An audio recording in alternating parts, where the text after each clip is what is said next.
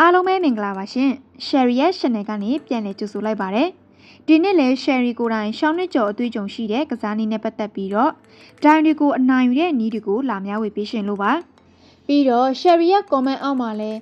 ကိုမမတို့ရဲ့အားပေးမှုတွေကိုတွေ့ရတိုင်းအယံဝမ်းသာမိပါတယ်ရှင်ဒီနေ့လဲ Sherry ကဘယ်လိုဖဲပုံစံတွေနဲ့ကစားမလဲဆိုတာကြည့်ရအောင်နော်အခု Sherry ရွေးလိုက်တဲ့ခန်းက3လုံးစတိုက်ဖဲပုံစံပါရှင်အရှိဘက်ကစကောမှာကြည့်မယ်ဆိုရင်တစ်ဖက်ထဲကို3ကြိမ်စတိုက်ထွက်တာကိုမြင်ရလိမ့်မယ်နော်ဒီဖဲရဲ့ပုံစံကရှေ့မယ်ဆိုရင်သူ့ရဲ့အာသာချက်ကအမျက်ကောင်းကောင်းရှာနိုင်တဲ့ဖဲခန်းလို့ပြောလို့ရပါတယ်ရှင်ဒါပေမဲ့စိတ်မြန်လက်မြန်နဲ့မလုံမိဖို့တတိထားပါနော်Sherry ကတော့ဖဲကစားတော့မယ်ဆိုရင်ဖဲခန်းရွေးတဲ့နေရာမှာဖဲရဲ့ပုံစံကိုတစ်ခါတည်းကြည့်ပါတယ်ပြီးတော့ဖဲကစကောအတိုင်းဖြစ်မဖြစ်ဆိုတာကိုလည်းကြည့်ပါတယ်ရှင်ကိုတေရှာပြီးဆိုတဲ့အလဲကြမှာဖဲရဲ့ပုံစံအတိုင်းကစားပါတယ်ရှင်နည်းနည်းရှင်းစီကြေးတင်ပြီးကစားသွားပါတယ်နော်Sherry က3လုံးစတိုက်ဖဲပုံစံနဲ့ကစားနေတာကြောင့်ဒီတစ်ခေါက်လဲ Sherry ကတော့အနီဖက်ကိုပြန်ထိုးထားပါတယ်နော်Sherry နဲ့တူဖဲဖွင့်တာကိုစောင့်ကြည့်ကြရအောင်ရှင်ဖဲစဖွင့်နေပါပြီရှင်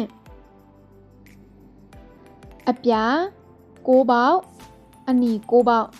ဟုတ်ပြီဒီတစ်ခေါက်ကတော့ထိုင်ကိန်းကြပါတယ်ရှင်Sherry ကတော့ဖဲကစားတော့မယ်ဆိုရင်ဖဲရဲ့ပုံစံပုံမူတည်ပြီးတော့မှလောင်းကြီးတင်တဲ့နေရာမှာဆိုရင်2မျိုးခွဲခြားထားပါတယ်ရှင်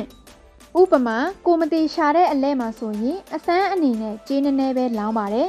ဖဲရဲ့ပုံစံကိုလည်းတေရှာသိရအောင်လို့ပါရှင်ပြီးတော့ကိုတေရှာတဲ့အလဲမှာဆိုရင်တော့ကြေးလေးတင်ပြီးလောင်းပါတယ်နော်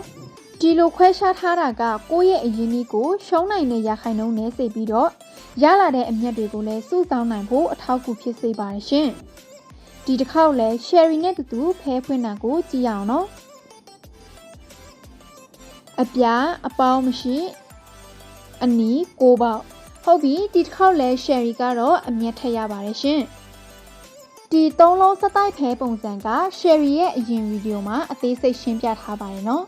အဲဗီဒီယိုကိုမကြည့်ရသေးတာဖြစ်ဖြစ်နားမထောင်ရသေးတာဖြစ်ဖြစ်အခုမှ Sherry ရဲ့ဗီဒီယိုကိုဝင်ကြည့်တာဖြစ်ဖြစ် Sherry ပြန်ရှင်းပြပေးပါမယ်ရှင်3လုံးစတိုက်ဖဲပုံစံကတော့တစ်ဖက်ထဲကို3ကြိမ်စတိုက်ထွက်ပြီးတော့မှနောက်4ကြိမ်မြောက်မှာဆိုရင်နောက်တစ်ဖက်ရှမ်းကိုပြောင်းထွက်မှာပါရှင်ဥပမာအနီ3ကြိမ်ထွက်ပြီးသွားရင်အပြာ3ကြိမ်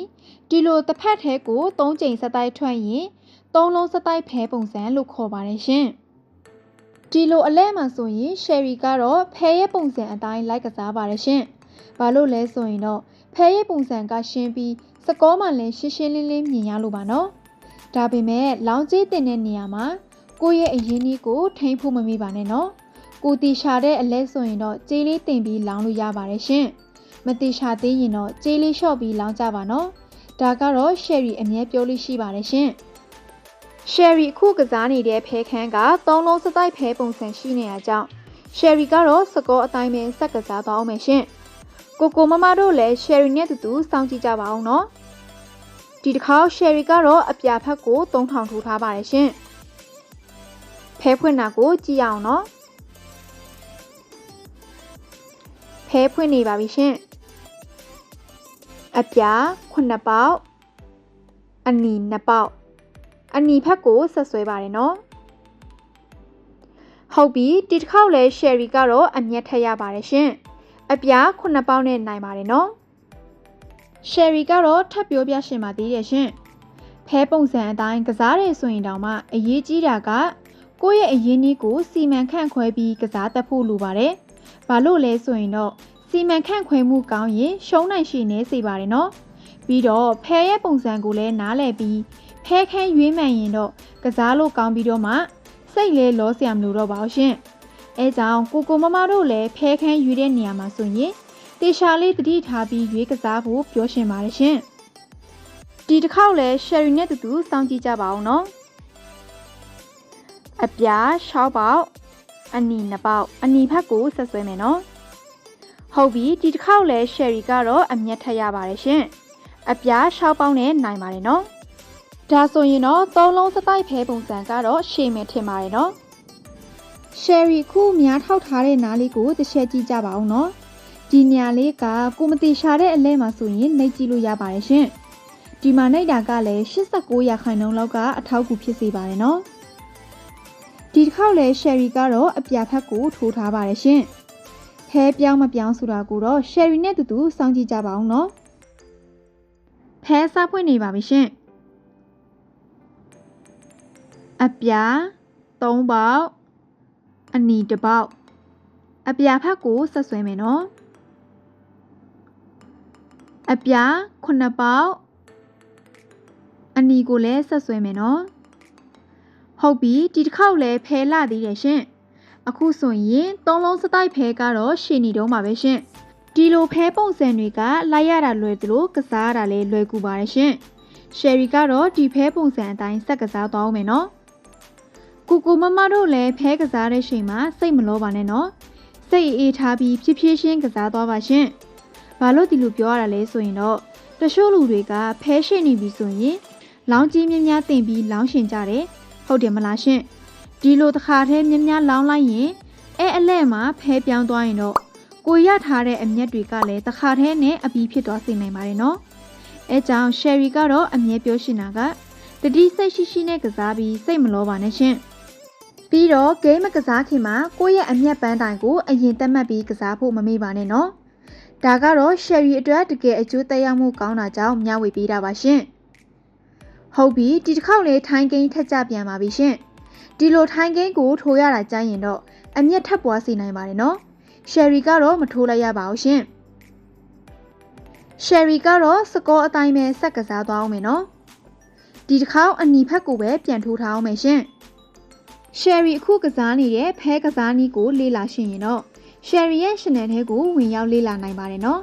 ပြီးတော့ဖဲအကြောင်းနဲ့ပတ်သက်ပြီးသိရှင်တာဖြစ်ဖြစ်ကိုယ့်ရဲ့အတွေ့အကြုံတွေကိုမျှဝေပေးရှင်တာဖြစ်ဖြစ်ရှယ်ရီရဲ့ Telegram group ထဲကိုပါဝင်နိုင်ပါတယ်ရှင်ဒီတစ်ခေါက်လည်းဖဲကစကောအတိုင်းဖြစ်မဖြစ်ဆိုတာကြည့်ရအောင်နော်ဖဲစားဖွင့်နေပါပြီရှင်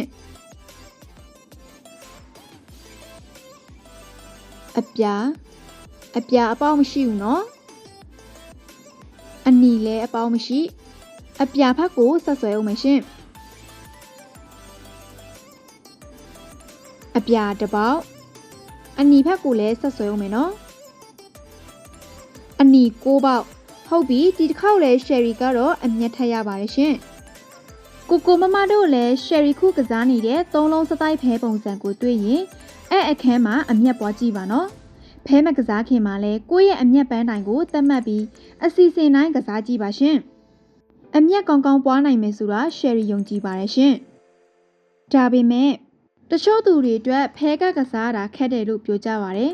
အခုကြည့်နေတဲ့ကိုမမအတွက်ဆိုရင်ရောဘယ်လိုထင်လဲရှင်ပြီးတော့ရှယ်ရီခုကစားပြသလိုဆိုရင်ရောခက်သေးတယ်လို့ထင်လားမသိဘူးနော်တကယ်တမ်းပြောမယ်ဆိုရင်ဖဲကစားရတာအရင်နည်းနည်းလေးအမျက်ကောင်းကောင်းပွားနိုင်တဲ့ဂိမ်းတစ်ခုလို့ပြောလို့ရပါတယ်ရှင်အဓိကကတော့ဖဲခန်းရွေးမှန်ဖို့ပါပဲနော်ကိုမမတို့လည်းဖဲခန်းရွေးနည်းနဲ့ဖဲပုံစံကြည့်နည်းကိုတီးထားရင်တော့ဖဲကစားရတာခက်မှမဟုတ်တော့ပါဘူးရှင်ကိုမမတို့ရေရှယ်ရီကတော့နောက်ဆုံးအနေနဲ့ဒီတစ်ခေါက်အနီဖက်ကိုပဲပြန်ထိုးမယ်ရှင်